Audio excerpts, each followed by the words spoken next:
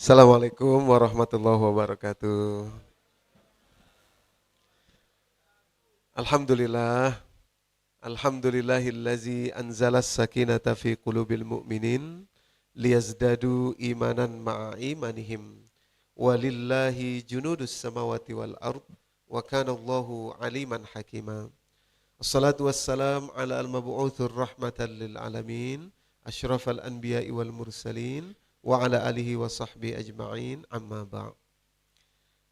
Mbak Ute yang saya hormati, Mbak Iin, Kepala Sekolah Wikrama Garut, Pak Teddy, Pak Junaidi ya dari Garut. Saya diajak terus sama Bu Itasia, kapan ke Garut Ustadz, kapan Garut tempatnya enak gitu ya, adem. Emang iya ya Mas?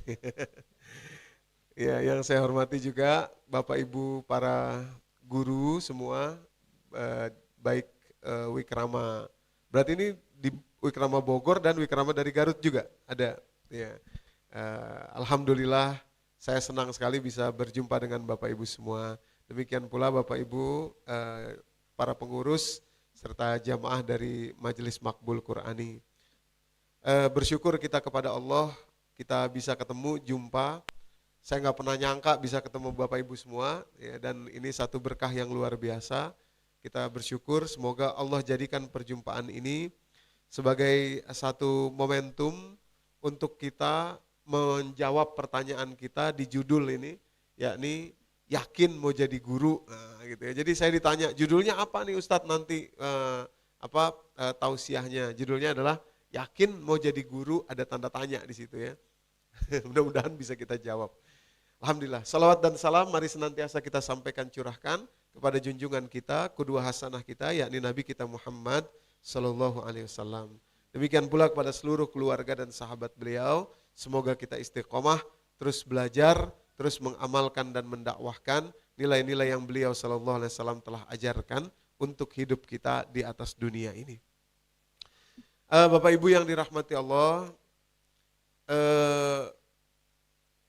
anak saya yang pertama, laki-laki, itu kuliah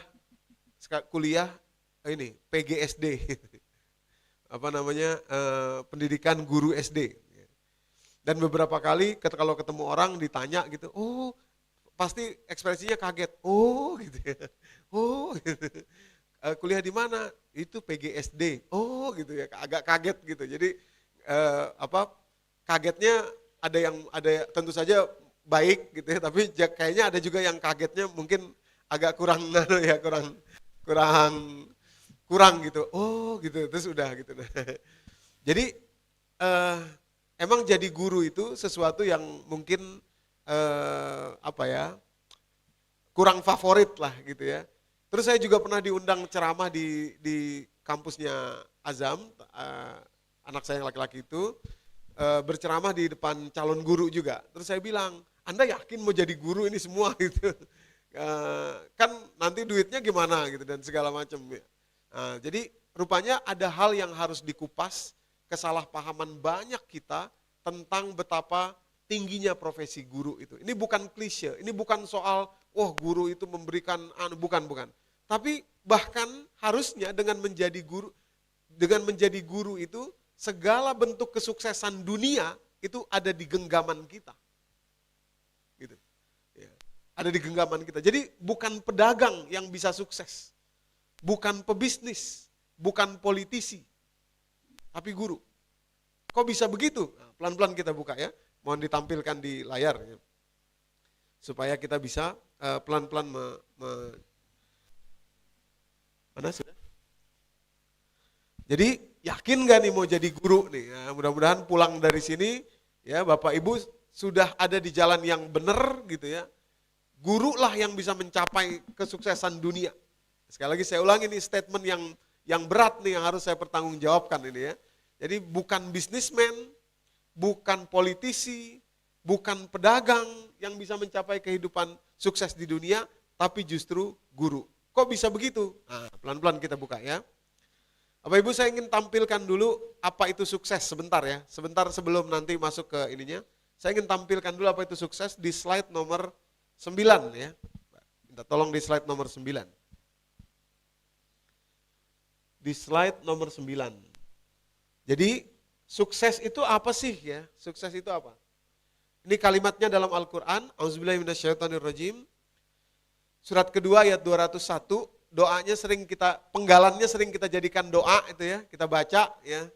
Kalimat Allah, wa minhum may yaqulu rabbana atina fid dunya hasanah wa fil akhirati hasanah wa qina azabannar ya. Itu ada tunjuk huruf wawu itu. Wawunya itu wawu a'tof istilahnya kalau di pesantren itu. Nih Bapak Ibu. Ini wawunya ini wawu a'tof artinya menyambungkan. Kata sambung. A'tof itu ada dua makna, a'tof lil bayan dan lin nasak. Saya cepat aja, ini bukan kuliah pesantren jadi enggak usah dalam-dalam. Intinya wawu ini namanya wawu a'tof lin nasak, yaitu menyambungkan bahwa kalimat yang sebelumnya dengan kalimat yang berikutnya itu setara, setimbang.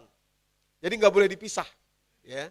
Contoh iman dan amal soleh ada wawu, itu wawu a'tof lin nasak juga tuh. Selalu disebutkan allazina amanu wa amilus solihat, beriman dan beramal soleh. Artinya apa? Enggak boleh orang pilih salah satunya, enggak bisa. Saya mau beriman aja tapi enggak beramal soleh, enggak boleh. Saya mau beramal soleh aja tapi enggak beriman, enggak bisa juga. Nah demikian pula dalam ayat ini, wa minhum may yaqulu rabbana atina fid dunya hasanah. Dunia yang hasanat itu akan menjadikan akhirat kita hasanat. Jadi keliru kalau ada orang bilang, saya mah dunia enggak mau. Saya enggak kejar dunia, saya kejar akhirat aja. Enggak bisa. Kenapa? Anda enggak akan dapat akhirat kalau Anda dunianya enggak hasanat. Itu fungsinya wawu a'tof di sini nih. Atau sebaliknya, akhirat yang hasanat itu hanya bisa didapat kalau dunianya hasanat. Kalau dunianya hasanat. Gitu ya. Baru nanti kita turunkan pada profesi guru. Tadi saya katakan yang bisa dapat semua ini paling pertama ranking paling satu itu guru. Makanya Nabi SAW dulu pernah berprofesi sebagai pebisnis. Ya. Kemudian akhir dari hidup beliau tinggalkan profesi itu dan menjadi guru sampai akhir hayatnya gitu ya. Bukan karena terpaksa, bukan karena nggak ada pilihan lain, bukan. Tapi karena itulah yang bisa mencapai sukses dunia dan sukses akhirat ini. Sedikit saya ambil waktu dulu 3 menit sebelum masuk ke inti poinnya. Sebetulnya dari sini kita bisa tahu apa definisi sukses dunia. Karena sukses dunia tadi itu adalah menjadikan kita sukses akhirat. Ya. Nih ya. Sukses dunia menjadikan sukses akhirat. Jadi apa definisi sukses dunia itu? Pada slide berikutnya, slide nomor 10. Nah, ini dia. Ada 5 kriteria sukses di dunia itu. Berdasarkan apa? Berdasarkan fi'il amr yang ada di dalam Al-Quran. Ya, fi'il amr itu perintah. Jadi perintah di dalam Al-Quran itu, kalau dikompilasi semuanya bisa dibagi menjadi 5. Bapak Ibu. Dan inilah kriteria sukses dunia. Dengan cepat saya ingin menyampaikan ya, nanti silakan Bapak Ibu kalau mau mengutip ayat-ayatnya dan mencari, membaca sendiri silakan. Tapi ini pengantar kita, ingin menjelaskan bahwa profesi guru lah yang bisa dapat semua ini. Yang pertama, orang disebut sukses dunia itu kalau dia sehat fisik dan jiwanya. Ya, fisik dan jiwanya. Ya. Nah, fisik dan jiwa sehat itu apa? Banyak ya, bisa makan minum apapun yang halal dan sehat. Quran surat ke-7 ayat 31. Ya bani Adam khuzu zinatakum inda kulli masjidin wa kulu washrabu wa la tusrifu innahu la yuhibbul musrifin. Sebelah kiri paling atas dalam rasaf yang Utsmani, Bapak Ibu yang dirahmati Allah, bisa makan apa saja sampai umur kapanpun, itu sukses dunia. Sukses dunia. Dan bisa sehat jiwa tentu saja ya, sehat jiwa. Oke, ini yang pertama. Yang kedua, sehat lagi. Sukses dunia juga berarti punya duit yang cukup.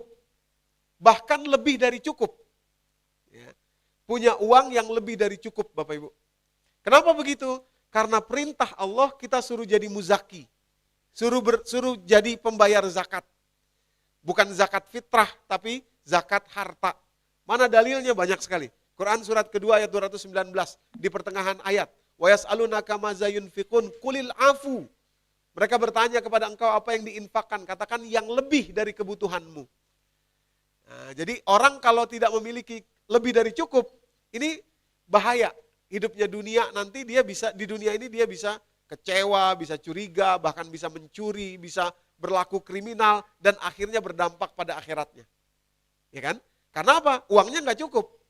Nah, jadi standarnya apa? Lebih dari cukup. Lebih dari cukup. Oke? Nah, kulil afu tadi ya, katakanlah yang lebih ya, yang lebih dari apa? Dari kebutuhan. Ya, kalau punya anak 3 misalkan, ya. Istri 1 tentu saja, istri 1, anak 3 misalkan gitu ya. Itu berapa standarnya gitu. Nah, katakanlah sekian puluh juta. Nah, Allah perintahkan kita untuk punya lebih. Untuk punya lebih. Nah, dari sini mulai kebayang ya, kok profesi guru yang bisa dapat ini, nanti kita buktikan itu ya Bapak Ibu ya. Tapi kita pelan-pelan dulu. Punya keuangan yang cukup, bahkan lebih ya. Kulil afu ini dalilnya Quran surat kedua ayat 219. Yang ketiga, yang namanya sukses dunia itu juga adalah, saya diri aja deh ya. Sini. Yang namanya sukses dunia itu juga, Bapak Ibu yang dirahmati Allah, mampu jalan-jalan. Jalan-jalan, jalan-jalan itu perintah Allah di atas muka bumi. Siapa yang udah, jangan yang udah, siapa yang belum umroh, angkat tangan. Ayo, nanti yang nggak angkat tangan nggak dapat doa. Siapa yang belum umroh, angkat tangan. Nah, ayo kita baca Al-Fatihah sama-sama. Mudah-mudahan yang belum berangkat umroh, yang belum dulu Pak. Mudah-mudahan yang belum berangkat umroh, insya Allah bisa umroh tahun ini atau tahun depan. Ala haziniyah Al-Fatihah.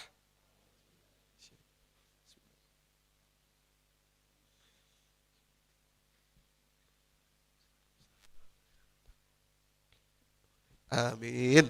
Nah, mudah-mudahan yang sudah berangkat juga bisa berangkat lagi ya. Tapi gak usah dibaca Al-Fatihah. Biar yang belum berangkat dulu bisa berangkat ya. Oke. Jadi jalan-jalan itu perintah Allah. Bapak Ibu yang dirahmati Allah. Banyak dalilnya. Misalkan Quran surat ketiga ayat 137 itu ya. Kalimat Allah, A'udzubillahi minasyaitonirrajim. Qad khalat min qablikum sunanun fasiru fil ardi fanzuru kaifa kana akibatul mukazzibin. Telah berlaku ketentuan-ketentuan Allah di atas muka bumi ini. Ada fa'atof di situ, fasiru fil ardi. Maka berjalanlah kamu di penjuru muka bumi ini dan saksikan, belajar bagaimana orang-orang yang mendustai Allah itu akan merugi di akhir hidupnya, ya, di akhir perjalanannya. Jadi jalan-jalan dan belajar di atas muka bumi ini itu juga kriteria sukses dunia, Bapak Ibu. Ya. Kalau perlu paspornya tuh saking banyaknya jalan-jalan, setiap tahun bisa ganti 2-3 kali gitu ya. Itu perintah Allah. Oke, amin. Yang keempat, kriteria bahagia di dunia itu yang akan nanti berdampak pada bahagia akhirat adalah punya keluarga yang bahagia. Nah, awas ya, ini 5-5-nya ada 5 tuh, satu lagi ini. Ini 5-5-nya nggak boleh lepas Bapak Ibu. Semuanya harus ada tuh. Walaupun nanti persentasenya boleh yang satu lebih tinggi, yang satu lebih pendek, tapi kelima-limanya mesti ada. Nah, yang poin keempat ini, keluarga yang bahagia. Banyak dalilnya. Di antara lain surat Al-Furqan ayat 74 di penghujung surat itu kalimat Allah, walazina yaquluna rabbana hablana min azwajina wa zurriyatina qurrata a'yun waj'alna lil muttaqina imama. Ya Allah, jadikanlah atau berikanlah kepadaku anak keturunan dan pasangan hidup yang membuat mataku itu dingin. Nah, jadi mata dingin tuh sebenarnya standar yang luar biasa dari Allah, Bapak Ibu. Jadi kalau orang Islam, Al-Quran, untuk parenting nggak usah repot-repot. Standarnya mata dingin. Mata dingin itu apa? Keluar air mata pertama dan cukup segitu aja. Itu mendinginkan. Tapi kalau air matanya udah kebanyakan, itu bikin panas. Nah, jadi kalau mau tahu rumah tangga itu bahagia atau enggak, kira-kira kalau Bapak Ibu yang sudah punya istri atau ibu-ibu yang sudah punya suami, coba praktekin. Kalau Bapak lihat istri atau Ibu lihat suami, ya, matanya dingin atau panas? Oh, panas dingin. Kalau panas dingin belum nyampe, kayaknya belum nyampe ke sini. Sampai ke sini. Itu ya. Maaf ya, begitu juga anak keturunan kita. Coba kita perkirakan, kira-kira kalau anak kita melihat kita nih, itu matanya akan menetes air mata haru apa air mata marah? Air mata haru itu cuma sedikit aja dan itu cukup mendinginkan. Itu beda, air mata itu ada beberapa jenis Bapak Ibu yang dirahmati Allah. Air mata pertama yang keluar itu mendinginkan. Maka qurrata a'yun itu betul-betul adalah standar yang luar biasa yang Allah tetapkan. Kalau kita mau lihat keluarga itu bahagia atau tidak, matanya dingin atau enggak. Dan lebih dahsyat lagi pada ayat itu, saya sebentar ambil waktu di sini. Ada selain Allah berikan standarnya, tolak ukurnya, Allah berikan juga caranya. Apa caranya untuk menjadikan keluarga seperti itu? Cuma satu. Jadilah imam. Waj'alna lil muttaqina imama. Jangan jadi muazin di rumah. Muazin itu apa? Muazin itu suaranya doang yang gede. Manggil aja, ayo sholat, ayo sholat, ayo sholat. Dia belum tentu juga. Karena kita tidak lihat. Kadang-kadang kalau saya pernah di masjid, suara muazinnya enak, begitu datang muazinnya lagi, gayanya lagi, Allahu Akbar. Tapi suaranya bagus. Kenapa? Karena dia bukan imam. Beda dengan imam. Kalau imam gimana? Imam ada di depan, dia mengatakan sesuatu sekaligus berbuat. Dia contohkan, Allahu Akbar, makmumnya ikut, Allahu Akbar. Allahu Akbar, dia ruku, makmumnya ikut ruku. Kalau Anda ingin rumah tangga seperti itu, jadilah imam, jangan jadi muazin. Halo, kok jadi... Coba panas dingin ini ya. Jadi kebanyakan kita termasuk di kelas nih Bapak Ibu, jadilah imam, jangan jadi muazin. Jangan cuma pakai suara yang lantang. Ayo kalau kalian enggak ini nanti ibu strap. Ayo kalau kalian enggak anu nanti ibu anu. Kalau kalian enggak akan meninggalkan haru. Coba jadi imam. Coba jadi imam. Mencontohkan. Oke. Jadi jadi panas dingin ini ya. Ya, yang kelima Bapak Ibu. Nah, yang kelima itu yang namanya sukses dunia, punya ilmu dan amal yang benar serta mendalam. Gitu ya. Ini lima-limanya nggak boleh hilang. Mana dalilnya? Quran surat ke-7 Al-A'raf ayat ke-52. Kalimatnya begini, walaqad ji'nahum bikitabin fassalnahu ala ilmin hudan wa rahmatan liqaumi yu'minun. Kami telah turunkan Al-Quran kepada mereka, tapi kemudian kami jelaskan dengan ilmu. Fassalnahu ala ilmin. Qurannya mah ada, di handphone kita ada Qurannya. Di sekolah ada, di kelas ada, mungkin ya di rumah kita ada, berbagai macam cetakan. Tapi fassalnahu ala ilminnya itu ada enggak? Itu. Dijelaskan dengan ilmunya itu. Ya, ilmunya itu. Ya, fasolnahu ala ilmin. Baru dia menjadi hudan wa rahmatan liqaumi yu'minun. Petunjuk dan kasih sayang Allah kepada orang yang beriman. Ya, Al-Quran itu. Nah, Bapak Ibu, saya cepat di sini ya. Jadi ada 5 kriteria sukses dunia, termasuk di dalamnya uang, kemampuan yang lebih, gitu ya. Nah, kelima-limanya ini harus ada semua, walaupun persentasenya mungkin tidak pasti tidak mungkin sama, gitu ya. Pasti ada yang mungkin lebih banyak dan lebih sedikit gitu ya. Tapi kalau boleh saya kasih sedikit tips dari 5 ini, mana yang harus dijaga? Ya. Mana yang harus dimulai lebih dulu? Maka jawabannya adalah yang nomor 5, Bapak Ibu.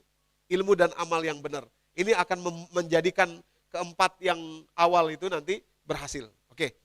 Nah, itulah yang kita lakukan pagi hari ini. Jadi pertanyaan, yakin mau jadi guru? Nah, ini kita jawab dengan yang nomor 5 itu.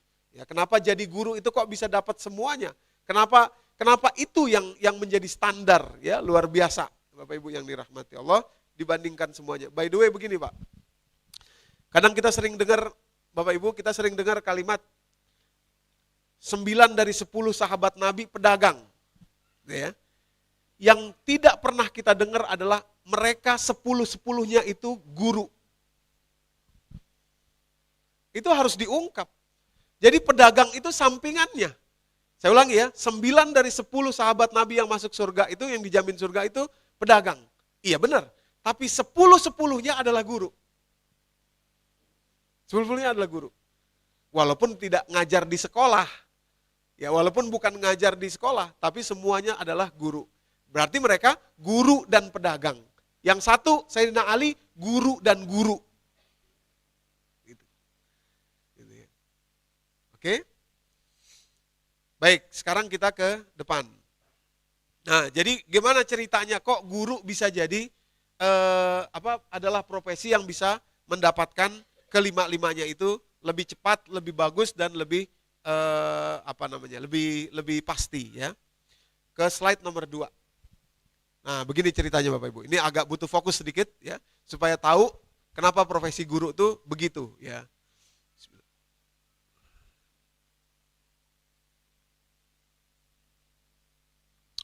Bapak Ibu yang dirahmati Allah, untuk bisa dapat sukses yang 5 tadi, sebetulnya yang dibutuhkan atau gini, sebetulnya yang menghalangi paling utama itu ya, bukan kecerdasan otak, bukan kemampuan bekerja keras, bukan itu, bukan apalagi kemampuan komunikasi, bukan.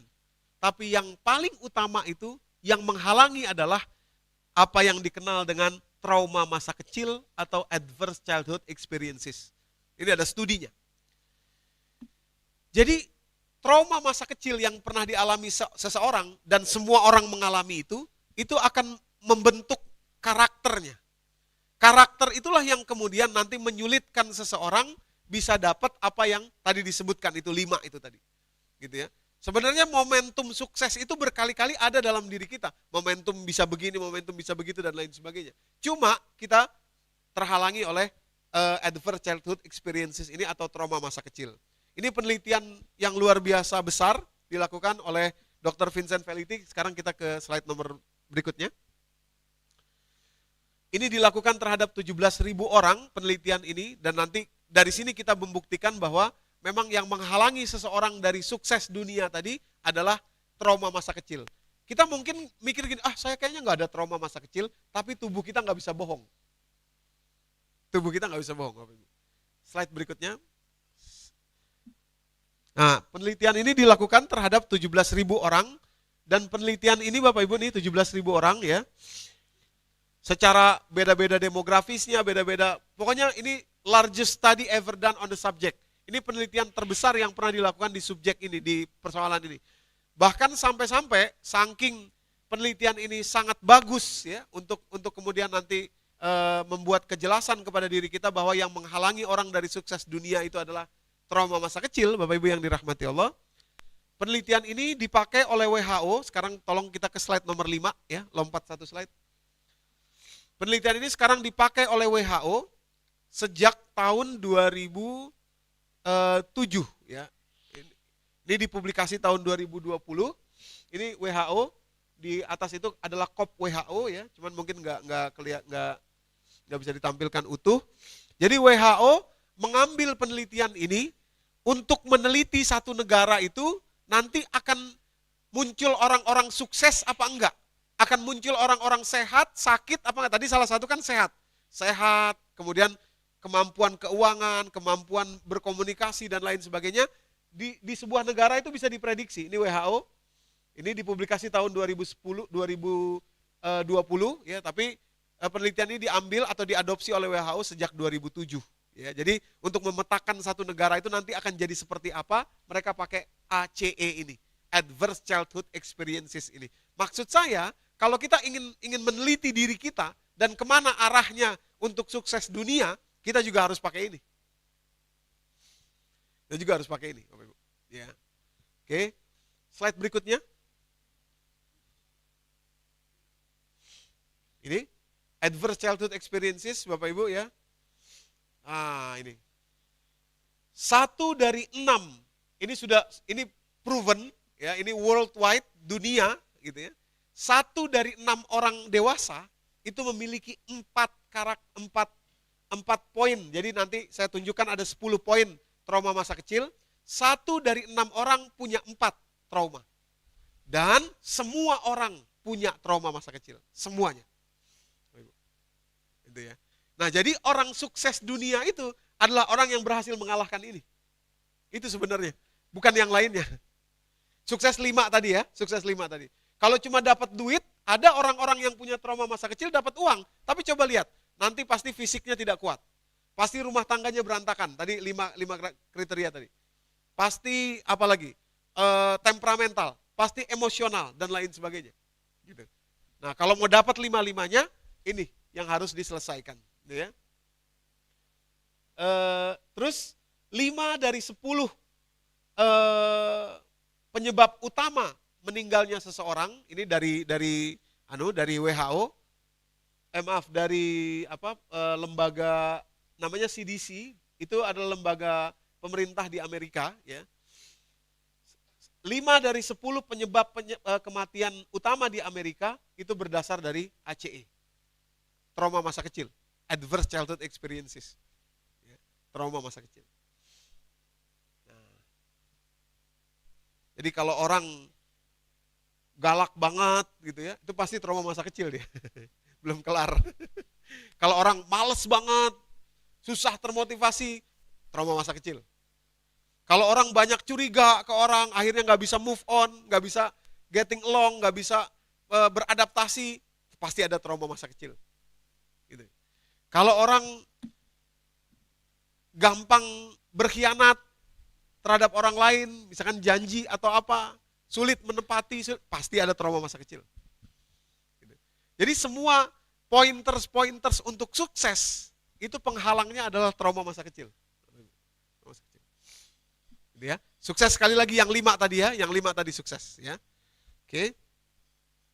Nah Bapak Ibu, coba kita, nah ini slide berikutnya, nanti baru ke slide nomor 4 ya. Sekarang slide berikutnya.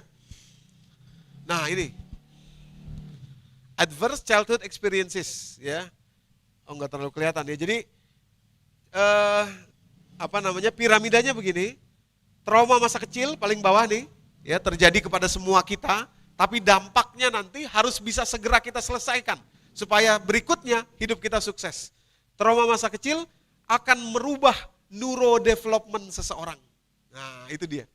Itu akan merubah di sini. Akhirnya mengubah juga sosial, emosional, kognitifnya dia, bahkan impairment sampai lumpuh kemampuan sosial kognitifnya. Gitu ya. Karena berubah tadi. Akhirnya dia susah dipercaya, susah ini, susah itu, segala macam. Itu asalnya dari situ Bapak Ibu yang dirahmati Allah. Dan kemudian dia akan mengadaptasi satu bentuk behavior tertentu yang akan membawa dia kepada kesulitan hidup. Behavior, perilaku tertentu yang kemudian membawa dia dalam kesulitan hidup. Dan ujungnya itu akan menjadi penyakit, itu akan menjadi emosional disease, ya, penyakit yang berasal dari emosi atau penyakit yang berasal dari tubuhnya sendiri dan ujungnya bisa berdampak kepada kematian. Ini tentu saja hierarki yang mereka perkirakan ya, kira-kira begitu. Nah, apa saja trauma masa kecil itu? Nanti baru kita bicara tentang bagaimana kok guru bisa punya potensi terbesar untuk mengalahkan ini, ya. Sehingga punya potensi terbesar untuk bisa jadi sukses, ya, daripada yang lainnya, daripada profesi yang lainnya. Mohon bantuannya sekarang kita ke slide nomor 4 ya. Slide nomor 4. Nah, apa saja kriteria trauma masa kecil itu? Ada 10 Bapak Ibu. Ada 10 kriteria trauma masa kecil. Yang ini pakai warna merah, warna biru, warna hijau, ini ada maksudnya. Ya, jadi yang warna merah ini paling berat. Jadi kalau boleh dikasih skor, ini skornya tinggi sekali untuk menghitung seberapa skor trauma masa kecil seseorang gitu ya. Warna biru itu menengah ya, dan warna hijau itu adalah trauma masa kecil yang lebih ringan tapi berbahaya juga ya. Apa dia? Yang pertama, kalau di usia 18 ke bawah seseorang pernah mengalami physical abuse, kekerasan fisik oleh orang dekat, dipukul, bahkan sampai ada dikurung itu juga kekerasan fisik. Ya, jadi dikurung di kamar mandi, dikurung di kamar misalkan gitu ya. Dari usia 18 ke bawah, physical abuse itu dampaknya luar biasa kepada tadi neurodevelopment seseorang dan akhirnya menjadikan dia memiliki karakter yang bahkan tadi kalimatnya impair atau lumpuh ya, secara sosial, secara emosional gitu ya. Yang kedua, emotional abuse. Jadi kekerasan emosi. Nah, kekerasan emosi itu tidak pakai fisik, tapi mungkin pakai kata-kata, mungkin pakai apa lagi, pengusiran, ya. Pergi kamu dari rumah ini, wah gitu ya. Ayah tidak punya anak seperti kamu, misalkan itu emotional abuse, Ibu. Ya, emotional abuse. Dan itu dampaknya sangat besar sekali, sangat besar sekali. Yang ketiga tentu saja sexual abuse. Ya. Kalau ini pernah terjadi kepada diri seseorang di usia 18 ke bawah, maka itu kriteria yang sangat tinggi ya bagi nanti perkembangan hidupnya. Kemudian pengabaian atau neglect, ya, diabaikan. Ada dua, diabaikan secara fisik, ya, diabaikan secara fisik, ya, ditinggalkan, ya, diabaikan secara fisik, dan diabaikan secara emosional, itu yang kedua. Ini sekarang banyak, maaf ya, kalau kita lihat orang tua sekarang jalan-jalan sama anaknya, makan-makan misalkan, tapi semuanya pegang gadget, semuanya masing-masing, bahkan anak yang paling kecil pun dikasih gadget juga gitu ya. Jadi secara emosional tidak ada ikatan sebetulnya, hanya ada waktu yang bersama saja. Ya, itu emotional abuse. Termasuk ketika anak-anak itu sekarang banyak yang merasa diabaikan oleh orang tuanya, bikin gambar, misalkan orang tuanya pulang kerja, mama, aku gambar ini gitu kan ya. Kata anaknya, kata mamanya, iya nanti ya, mama baru pulang kerja nih, nanti ya, simpen dulu, nanti simpen. Nah, karena baru pulang kerja, harus mandi, harus ini, bikin makan dan lain sebagainya, akhirnya dia lupa tuh. Dia lupa sama gambar anaknya yang tadi dia bilang, nanti ya, dia lupa. Sampai berhari-hari, sampai selamanya lupa. Itu emotional neglect. Emotional neglect. Ya. Itu juga bapaknya, misalkan anaknya ngajak main, ayah, ayo kita main, nanti bapak lagi benerin motor nih, sebentar. Nah, nanti itu akhirnya lupa, nggak pernah ingat lagi, itu namanya emotional neglect. Oke, saya cepat. Dan yang hijau ini, Bapak Ibu yang dirahmati Allah, adalah kalau anak tumbuh di rumah yang ada orang sakit jiwa, mental illness, itu dampaknya kepada anak itu secara trauma masa kecil. Kemudian kalau dia melihat ibunya diperlakukan secara violent atau kekerasan, ya, itu juga akan menjadi dampak yang traumatis buat anak. Kemudian kalau terjadi perceraian di rumah tangga itu, rumah yang ada terjadi perceraian itu juga berdampak kepada trauma masa kecil. Kemudian kalau ada orang di rumah itu yang jadi narapidana, ya, makanya saya termasuk orang yang menentang anak berkunjung ke rutan, ya, rumah tahanan, ya.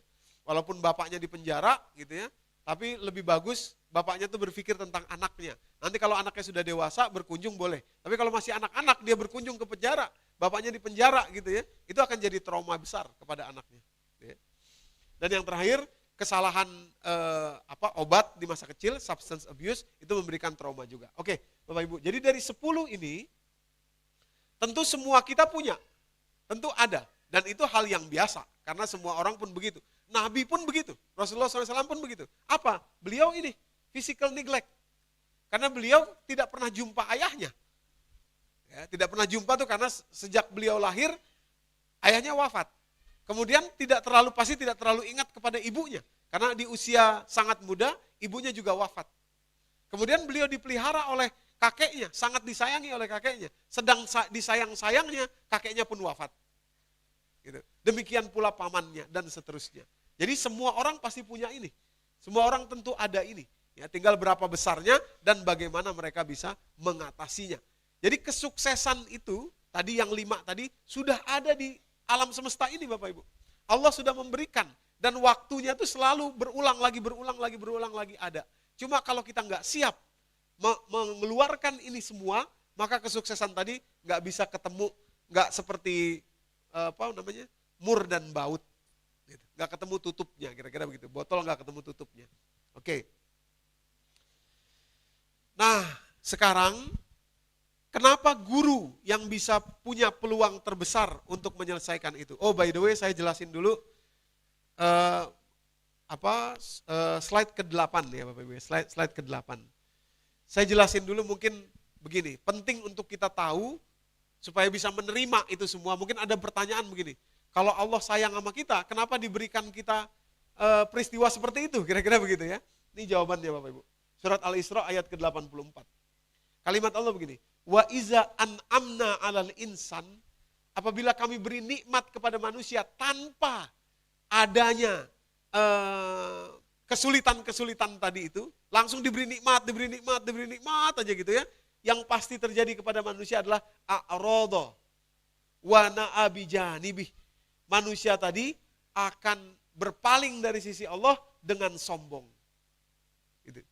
Makanya kita diberikan deposit dulu, tabungan dulu, berupa trauma-trauma masa kecil itu, bukan Allah nggak sayang sama kita, tapi justru bentuk kasih sayang Allah supaya ketika diberi nikmat, kita tidak akan berpaling dari Allah. Gitu. Karena sudah ada trauma itu. Gitu ya. Ini ayat ini kalau kita renungi luar biasa, kita bisa menerima dengan lapang dada nanti apa yang terjadi kepada diri kita. Jadi saya ulangi, kalau Allah beri nikmat saja tanpa pelajaran, langsung diberi nikmat, gelondongan gitu, nikmat, mudah, semua enak, semua lancar, dari pertama hidup sampai seterusnya, pasti manusia akan berpaling dari Allah dengan sombong. Pasti.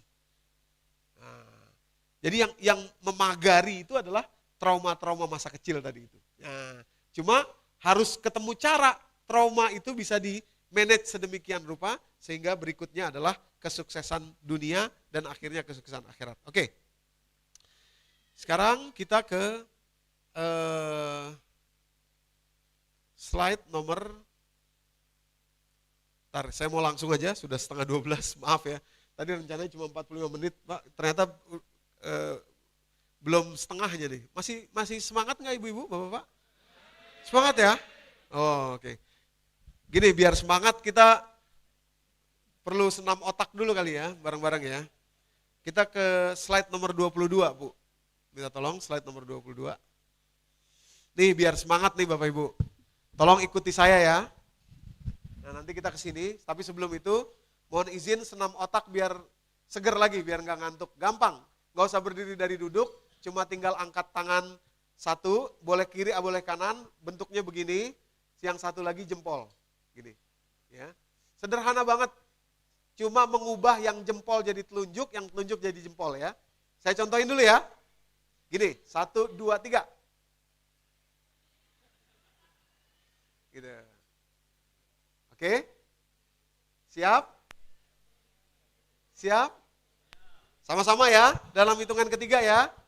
Ayo, angkat tangan di atas, yang jempol yang mana, yang telunjuk yang mana, silahkan. Mau jempolnya yang kanan, telunjuknya yang kiri, nggak apa-apa. Cuma, ketika hitungan ketiga, rubah yang jempol, maaf Pak, jangan dua-duanya, jangan begini. Satu aja. Rubah yang jempol jadi telunjuk, telunjuk jadi jempol. Siap, sama-sama. 1, 2, 3. 1, 2. 1, 2. 1, 2. 1, 2, 1, 2, 1, cepetin ya. 1, 2, 1, 2, 1, 2, 1, 2, 1, 2, 1, 2, 1, 2. Iya. Tepuk tangan untuk kita semua. Nah. Maaf Pak, jangan begini. Bapak-bapak, ibu-ibu guru sekalian, ini mah sebetulnya rahasianya mah gampang ini. Rahasianya jangan diliatin Bu. Kalau diliatin gini susah gitu. Macet dia, kok gini. Coba, rahasia itu gini, dirasakan, oh ini jempolnya, ini telunjuknya gitu ya. Nah, pandangannya buang kemana aja. Nah, yang penting di motorik korteksnya, fokus gitu ya. 1, 2, 1, 2, 1, 2, 1, 2. Nah gitu. Gitu. Mau nggak kita ulangi satu kali lagi? Sama-sama ya, bareng-bareng ya. Oke, angkat tangan, tunjuk, jempol. Terserah mau pilih telunjuk yang mana, jempol yang mana. Siap? 1, jangan liatin ya. 1, 2, 3. 1, 2, 1, 2, 1, 2, 1, 2. Nah, alhamdulillah. Mantap.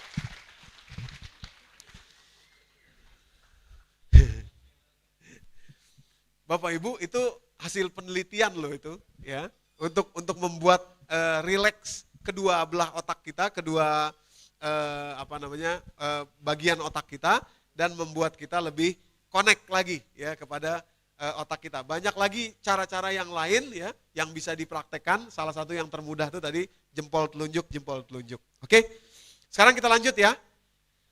Saya cepat aja mungkin di sisa waktu ini. Kenapa profesi guru adalah yang berpotensi paling tinggi untuk bisa menghilangkan trauma-trauma masa kecil? Kenapa begitu? Jawabannya ada di mirroring neuron. Mirror neuron ini adalah kemampuan otak kita yang paling pertama. Slide berikutnya. Minta tolong ke slide berikutnya. Ini Pak.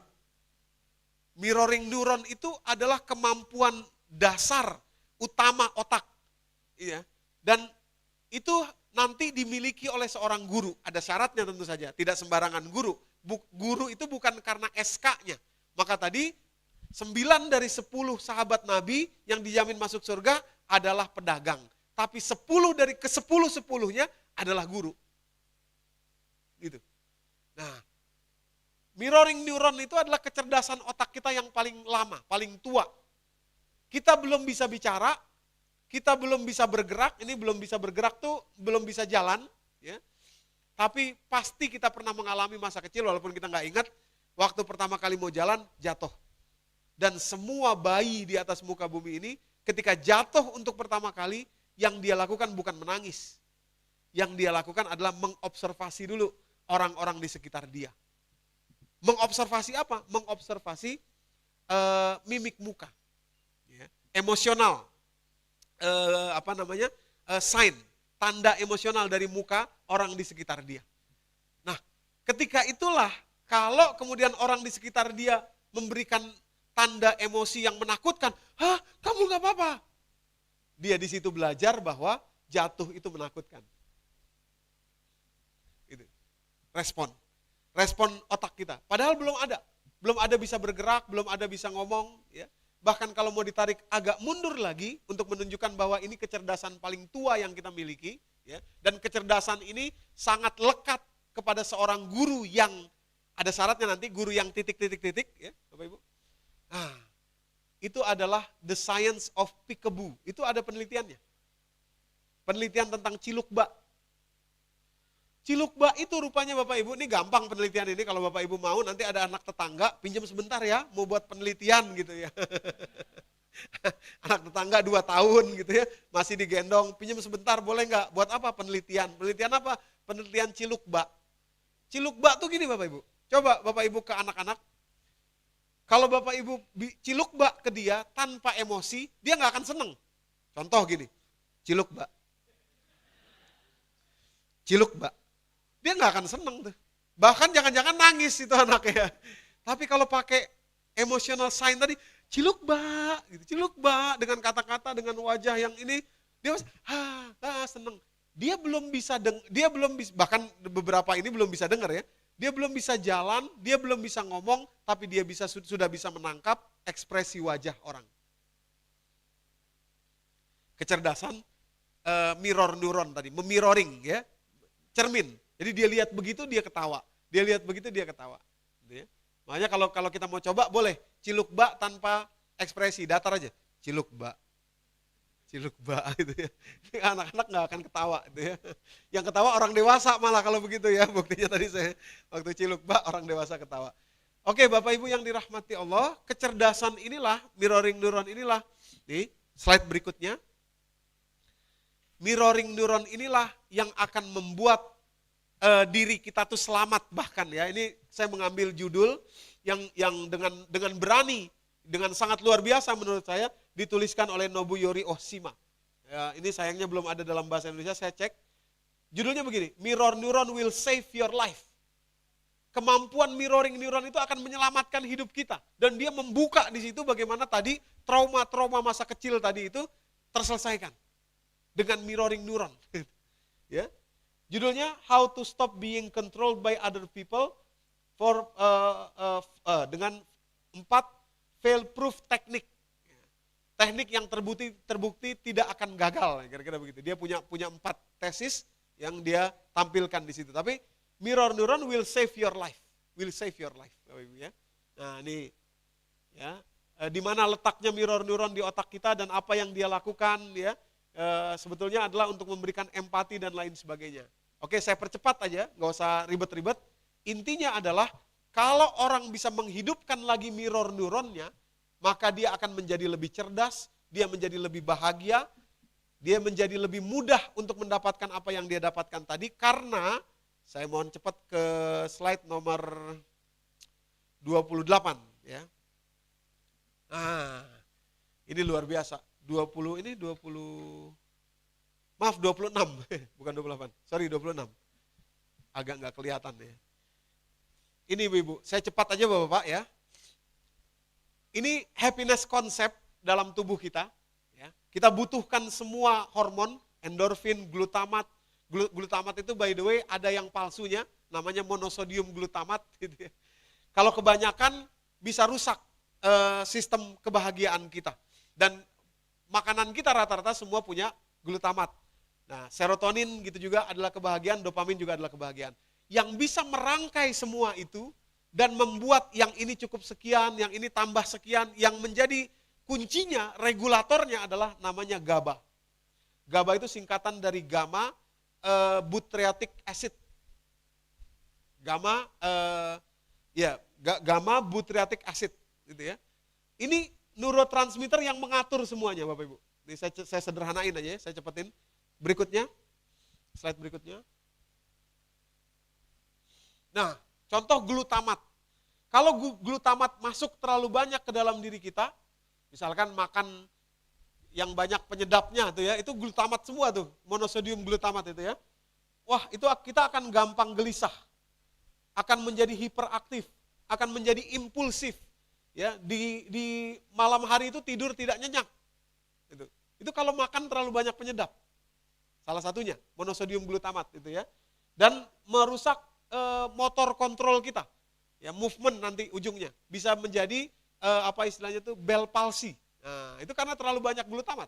Bapak Ibu ya. Dan terlalu banyak adrenalin karena terlalu tinggi glutamat.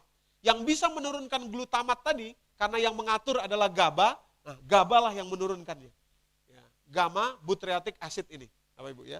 Dengan GABA, masuknya GABA menjadi yang tadinya anxiety jadi tenang. Ini panahnya jadi tenang. Tidurnya jadi nyenyak, deep sleep ya. Kemudian terjadi integrasi yang lebih bagus dalam dirinya.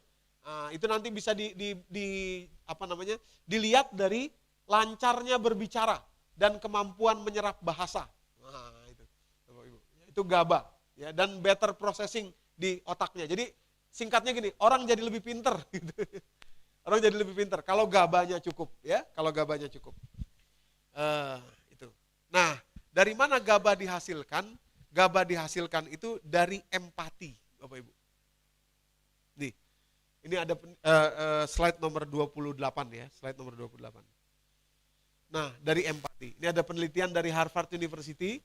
Jadi ketika seseorang empati kepada orang lain, contohnya spending uang misalkan untuk orang lain, itu terjadi peningkatan GABA ya. Mungkin kita cepat aja di sini, nggak banyak. Saya pengen ke inti poinnya. Sekarang kita ke slide nomor slide nomor 11. 12, slide nomor 12.